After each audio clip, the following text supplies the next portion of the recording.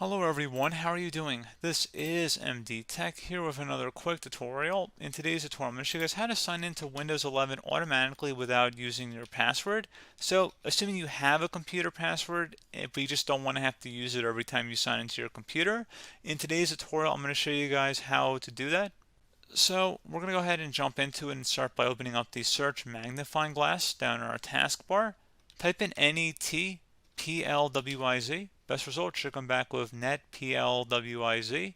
Go ahead and open that up. So you want to uncheck the box where it says users must enter a username and password to use this computer. Go ahead and uncheck that, and then you select apply and OK to save the change.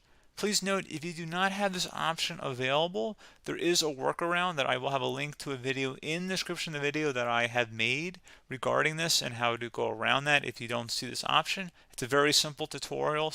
So head over to that video just to take care of that, and then select apply and OK.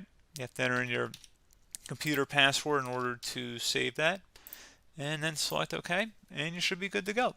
So pretty straightforward process, guys. I do hope that was able to help you out, and I do look forward to catching you all in the next tutorial. Goodbye.